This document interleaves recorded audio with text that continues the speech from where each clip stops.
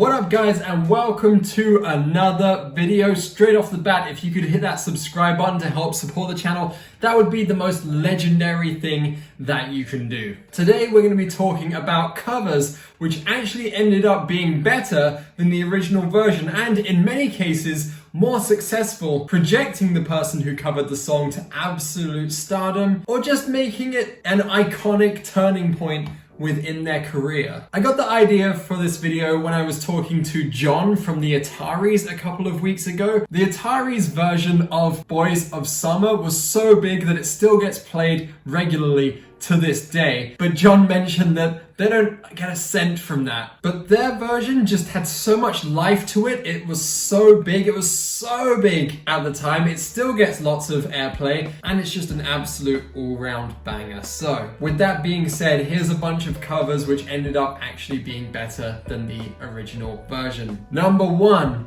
Respect by Aretha Franklin. Not many people know that this was originally performed by Otis Redding. His recording of it I absolutely love, and you know what? I love and respect Otis Redding for so many reasons, but there's no denying that Aretha Franklin's version of Respect is probably her most iconic song. She has an incredible back catalogue of music, but when we think of that song, we think of her, and when we think of her, we think of that song, which decades later is still being covered in music schools, still being played live all over the world by many cover bands, used in soundtracks, etc. It's just huge. It's legendary. Who would have thought that all those years ago when they were recording that version that it would be such a large-scale thing?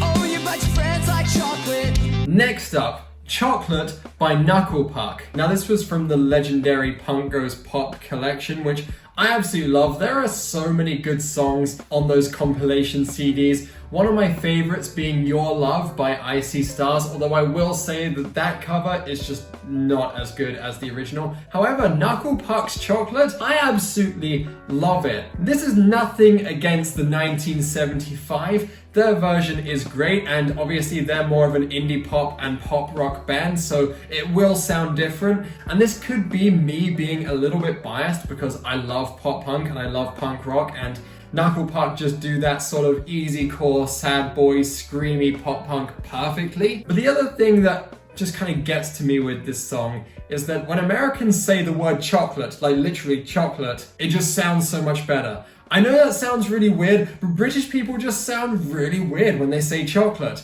There are 3 types of British people. Ones who say chocolate, or posh, right? Number 2, you get the kind of more middle-class, regular British people who go chocolate, chocolate. It kind of sounds like chocolate, chocolate, chocolate. And then you get the straight-up chavs and the cockneys who, they don't even say it correctly whatsoever. They just kind of go chocolate, chocolate. You want to go get a chocolate biscuit? You want to go get a chocolate biscuit? You want to go get a chocolate biscuit? Something about the 1975 being British and saying that word over and over in their song just irks me a little bit. I mean, Americans also say it chocolate, chocolate, chalkboard, lit up a cigarette. Chocolate. Enough of that. British accents are hilarious. Maybe it's years and years of conditioning from Hollywood movies where the good guys are always handsome and they have a really posh British accent, and then the bad guys are always cockney and gross. Oh, I'm gonna cut off your balls, innit? Next up, Hurt by Johnny Cash. Now Johnny's rendition of this is just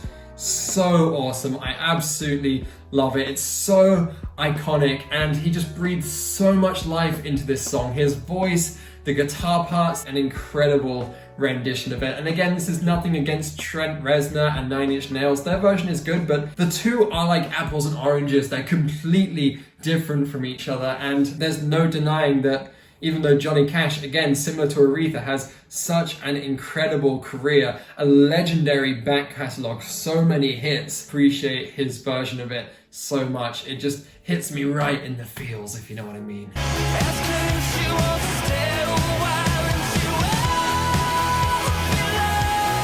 She Will Be Loved by Runner Runner. Now, I have no idea what has happened to this band in recent years. Their Twitter account is very inactive. all of the individual members, I cannot tell what they are up to. But their version of Maroon 5's She Will Be Loved was so awesome, especially back in like the end of the MySpace days and beginning of the YouTube and Facebook days. This was such a banger that I used to listen to. I thought it was so awesome. And look, I'm not gonna sugarcoat it. I'm not a Maroon 5 fan. Like, come on, like, nothing against them, they're good songwriters, they're all good musicians, and their albums are all good, but yeah, like, no part of me is ever gonna wake up and be like, you know what I'm gonna do today? I'm gonna listen to Maroon 5. I'm gonna go out for a run and listen to Maroon 5. I'm gonna go to the gym and listen to Maroon 5.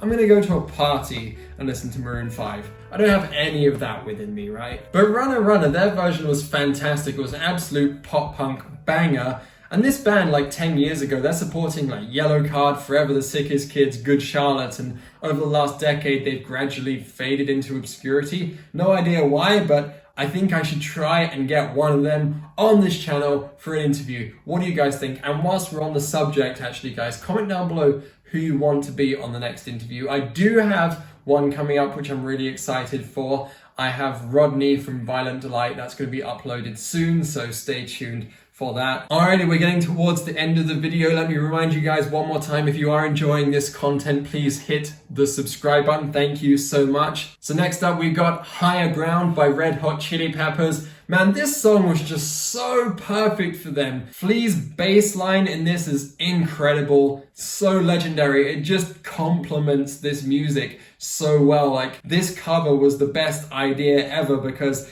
they just go hand in hand. The funky bass line, the drums, Anthony's vocals as well just work so well with this. And the original is great. The original is fantastic, but as far as a cover could go and should be, like, there are two ways a cover can go. You can either absolutely destroy it and it sounds awful and then people start to not like you for it. Kind of like the guy at a party who picks up an acoustic guitar and starts playing either Iris by the Goo Goo Dolls or maybe that Light Up song by Snow Patrol or maybe Wonderwall. Or you can do something where you take the song, you mold it into your own and you make it exciting and legendary. And all of the bands on this list have done just that, including Red Hot Chili Peppers. Knock this one out of the park. Alright guys, we're gonna add on some honorable mentions here right at the end of the video because I know if I don't mention some of these, then people will get a bit annoyed down in the comments, but these are good covers. I don't think they are as good as the original, but they are still pretty close. 99 Red Balloons by Goldfinger. This was such a hit. Absolutely love it. It was on some cool soundtracks back in the day as well, but yeah, I don't think it's as good as the original, but it definitely gets an honorable mention. Take On Me by Real Big Fish. Again, there have been many cover versions of this song. I think like MXPX did one, A1 did one, and that was a really big hit in the United Kingdom. So there's no doubt that Real Big Fish's version is very good, but it's not as good as the original or any of the other cover versions for that matter. Holy Diver by Killswitch Engaged. Now, this one I actually probably would say is as good as the original, if not maybe even slightly better, but I don't know. I don't want to be too disrespectful here because the original version of the song is very good, but yeah, Killswitch just crushed it with that cover.